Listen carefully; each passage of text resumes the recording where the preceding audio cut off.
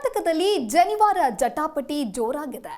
ಬೀದರ್, ಶಿವಮೊಗ್ಗ ಬಳಿಕ ಇದೀಗ ಧಾರವಾಡದಲ್ಲೂ ಸಿಇಟಿ ಪರೀಕ್ಷೆ ಬರೆಯಲು ಆಗಮಿಸಿದ್ದ ವಿದ್ಯಾರ್ಥಿಯ ಜನಿವಾರವನ್ನ ಸಿಬ್ಬಂದಿ ಕತ್ತರಿಸಿರುವಂತಹ ಘಟನೆ ತಡವಾಗಿ ಬೆಳಕಿಗೆ ಬಂದಿದೆ. ಧಾರವಾಡದ ರಾಘವೇಂದ್ರ ನಗರದ ನಂದನ್ ಏರಿ ವಿದ್ಯಾಗಿರಿ ಬಡಾವಣೆಯಲ್ಲಿರೋ ಜೆಎಸ್ಎಸ್ ಕಾಲೇಜಿನಲ್ಲಿ ಪಿಯುಸಿಯನ್ನ ಮುಗಿಸಿದ್ದಾರೆ.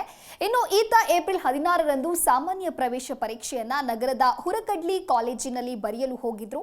ಕೇಂದ್ರದ ಹೊರಗಡೆ ಭದ್ರತಾ ಸಿಬ್ಬಂದಿ ಈತನನ್ನ ಪರೀಕ್ಷಿಸುವಾಗ ನಂದನ್ ಧರಿಸಿದ್ದ ಜನಿವಾರ ಕಣ್ಣಿಗೆ ಬಿದ್ದಿದೆ.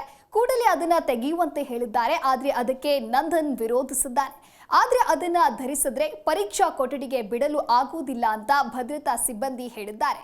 ಅಷ್ಟೇ ಅಲ್ಲದೆ ಕೂಡಲೇ ಕತ್ತರಿ ತಂದು ಜನಿವಾರ ಕತ್ತರಿಸಿ ವಿದ್ಯಾರ್ಥಿ ಕೈಗೆ ಕೊಟ್ಟಿದ್ದಾರೆ.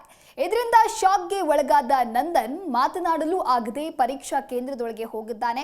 ಅಚ್ಚರಿಯ ಸಂಗತಿ ಅಂದ್ರೆ ಜನಿವಾರವನ್ನ ಕತ್ತರಿಸಿದ ಸಿಬ್ಬಂದಿ ಅದನ್ನ ಆತನ ಕೈಗೆ ಕೊಟ್ಟು ಒಳಗಡೆ ಕಳಿಸಿದ್ದಾರೆ.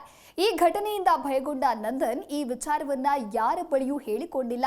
ಎರಡನೇ ದಿನವೂ ಜನಿವಾರವಿಲ್ಲದೆ ಹೋಗಿ ಪರೀಕ್ಷೆಯನ್ನ ಬರೆದು ಬಂದಿದ್ದಾನೆ. ಆದರೆ ಯಾವಾಗ ರಾಜ್ಯದ ವಿವಿಧ ಕಡೆಗಳಲ್ಲಿ ಇಂತಹ ಪ್ರಕರಣಗಳು ಮಾಧ್ಯಮದ ಮೂಲಕ ಹೊರಗಡೆ ಬರುತ್ತೋ ಆಗ ಧೈರ್ಯ ಬಂದು ವಿಚಾರವನ್ನ ಕುಟುಂಬಸ್ಥರಿಗೆ ತಿಳಿಸಿದ್ದಾರೆ. ಇನ್ನು ಈ ಘಟನೆಯಿಂದ ಆಕ್ರೋಶಗೊಂಡಿರೋ ಕುಟುಂಬಸ್ಥರು ಈ ಬಗ್ಗೆ ಸರಿಯಾದ ತನಿಖೆಯಾಗಿ ತಪ್ಪಿತಸ್ಥರಿಗೆ ಕಠಿಣ ಶಿಕ್ಷೆ ಆಗಬೇಕು ಎಂದು ಆಗ್ರಹಿಸಿದ್ದಾರೆ.